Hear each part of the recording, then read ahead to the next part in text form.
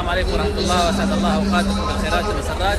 اليوم بإذن الله نختم تغطيتنا بالمدينة في مهرجان الثقافات والشعوب في الجامعة الإسلامية بالمدينة. نبدأ إن شاء الله تغطيتنا اليوم من دولة تشاد، جمهورية تشاد. ما شاء الله جناح مميز.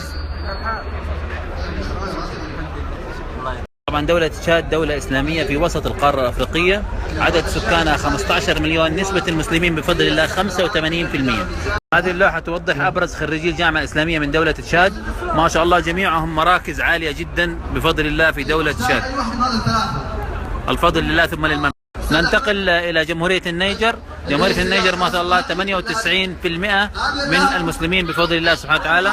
هذا جناح دولة النيجر. حياكم الله، جزاهم الله خير، يعني ترحيبهم في الأطفال وفي الزوار جميل، يلاحظ في كل الأقسام الموجودة في هذا المهرجان الجميل، فجزاهم الله خير هؤلاء الأطفال.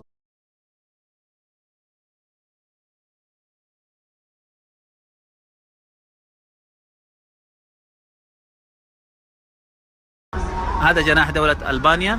هذا الجناح الجميل فيه ذكريات لعدد من علماء المحدثين على مستوى العالم، منهم الشيخ ناصر الدين الألباني رحمه الله. وكالعادة كذلك لوحة للطلبة القدامى الخريجين، وهم بمناصب عليا ما شاء الله في دولة ألبانيا كما تشاهدون. دولة ألبانيا هنا مخترعين شيء جميل، منظر البئر وإخراج الماء ما شاء الله. سألته لماذا هذا الديكور، قال لأن ألبانيا متوفر فيها الماء بشكل كبير. وبعد ألبانيا دولة البوسنة والهرسك، هذه الدولة الإسلامية العريقة التي نسأل الله سبحانه وتعالى أن يمكن للمسلمين فيها، ما شاء الله تبارك الله. هذه اللوحة كذلك تمثل أبرز الخريجين من هذه الجامعة، هم كلهم ما شاء الله علماء في البوسنة والهرسك، الهرسك بفتح السين كما ذكر الإخوان لي، وهذا زيه. اللهم أدم الإسلام في كل بقاع الأرض. انظروا إلى جمال المساجد الموجودة في البوسنة والهرسك، عدد من المساجد في هذه الصورة الجميلة، شيء رائع. الضيافة الجميلة من مقر البوسنة والهرسك، والقهوة الخاصة بأهل البوسنة، جزاهم الله خير. شكرا الله يعطيك العافية، بارك الله فيك. خلف الستيج أكثر.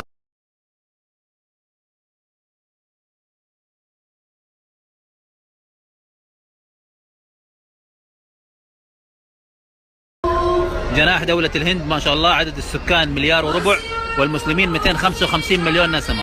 أشهر علماء دولة الهند الشيخ الداعية الدكتور زاكير، وهو تلميذ الشيخ أحمد ديدات، هذا وهو كبير في السن، الله يحفظه ما شاء الله تبارك الله. هذه حبيبتنا يارا الدعجان، أصغر زائرة في مهرجان الشعوب والثقافات. إيش جابك عندنا يارا هنا؟ اللهم صل على سيدنا محمد. أذكر الله يا جماعة، ما شاء الله تبارك الله. الآن في زيارة مملكة بوتان، وهذا الطالب الذي سأصوره بعد قليل، الطالب الوحيد في الجامعة. انظروا إلى هذه الملاحظة المؤثرة، لا يوجد في بوتان مسجد ولا مركز إسلامي. تخيلوا يا إخواني، هذا الطالب أرجون، عدد المسلمين في دولة بوتان 8 أشخاص فقط، هذا منهم 8 أشخاص. نعم شيخ. أنت الطالب الوحيد الممثل لدولة بوتان في العالم الإسلامي كله، وليس في الجامعة الإسلامية فقط. نعم شيخ. الباقين السبعة أين؟ في بوتان؟ في البوتان. الله أكبر. السلام عليكم، معك أرجون من مملكة بوتان.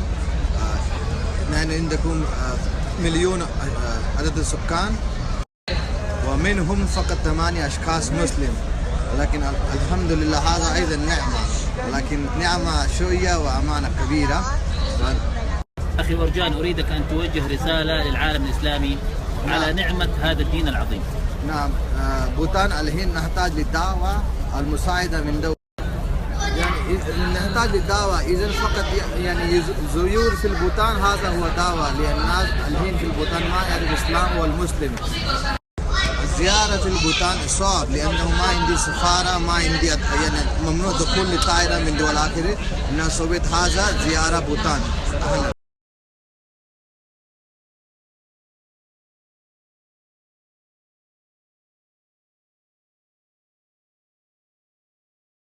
وزيارة دولة البوتان، مملكة بوتان الدولة آمنة، ما عندي مشكلة إلى المسلمين أو من الحكومة. الحمد لله، جميل. الحمد لله، جميل، الله يبارك. أنا نيابة عن متابعينا بالمدينة أسأل الله سبحانه وتعالى أن يثبتنا ويثبتك على هذا الدين العظيم، وهذه قبلة على رأسك. يستاهل كل المسلمين هناك.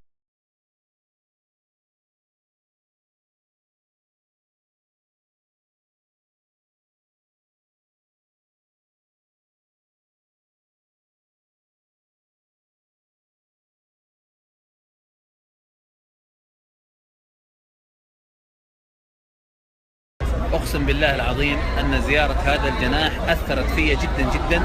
تخيلوا دولة بالكامل لا يوجد فيها إلا 8 مسلمين فقط، حتى ندرك ونعلم قيمة هذا الدين العظيم الذي يسره الله لنا من غير تعب ولا جهد ولا مشقة، فالحمد لله رب العالمين.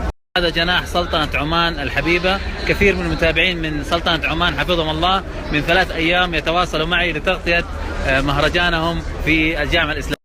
طبعا هذا الزي العماني المشهور، وهذا السيف كان يستخدم للحرب والزينة حاليا للزينة، وهذا الخنجر العماني المشهور الجميل. أمور تراثية رائعة.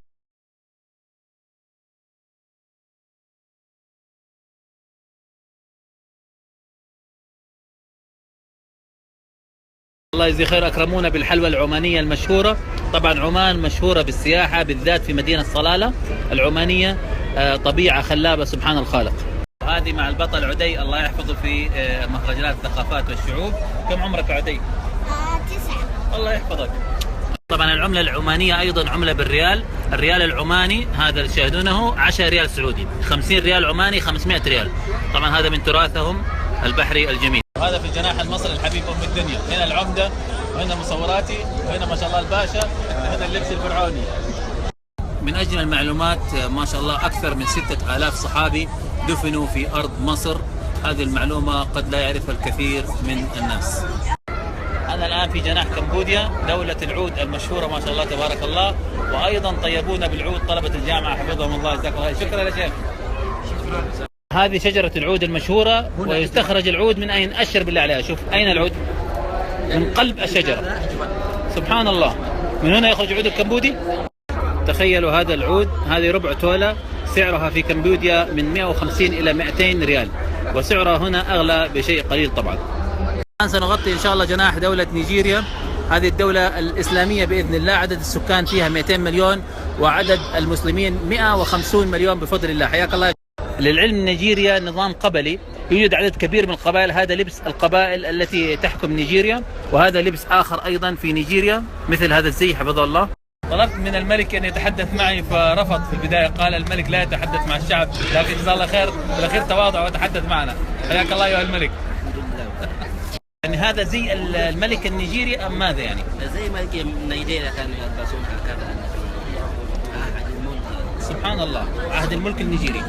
وهذا زي قبيلة الهوسة في نيجيريا. الهوسة الهوساوي ما شاء الله. هذا زي الهوساوي، زي ملوك من. وهذا جناح دولة جمهورية باكستان الإسلامية ما شاء الله تبارك الله، ويتميزوا بالصناعات ما شاء الله والتطور. حياكم الله. كالعادة صور للخريجين القدامى من الجامعة الإسلامية من دولة باكستان، بعضهم أعمارهم يصل إلى 60 و70 ما شاء الله تبارك الله. هذه دولة ساحل العاج تتميز بمنتجات الكاكاو. هذه الثمرة التي يخرج منها حبوب الكاكاو. هذا هو الكاكاو الصافي سبحان الله. كذلك معلومة جميلة أن دولة ساحل العاج ولأول مرة أصبح رئيسها بفضل الله مسلم، هو الرئيس الحسن، يجلس مع خادم الحرمين الشريفين حفظ الله الملك سلمان. هذا جناح دولة بنغلاديش. هذه العرب الجميلة في الجناح لمن أراد أن يتصور بها. دمهم خفيف الشباب جزاهم الله خير، وأسلوبهم راقي مع الناس. كل هؤلاء المشايخ ما شاء الله تخرجوا من الجامعة الإسلامية قبل سنوات طويلة، بعضهم في مناصب عليا في بنغلاديش سبحان الله.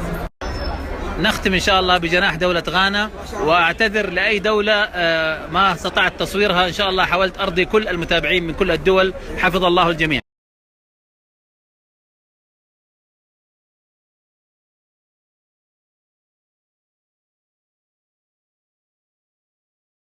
في ختام هذه التغطية، ما كان من صواب فمن الله وحده، وما كان من خطأ فمن نفسي والشيطان. غدا الخميس آخر الأيام بإذن الله. حياكم الله جميعا.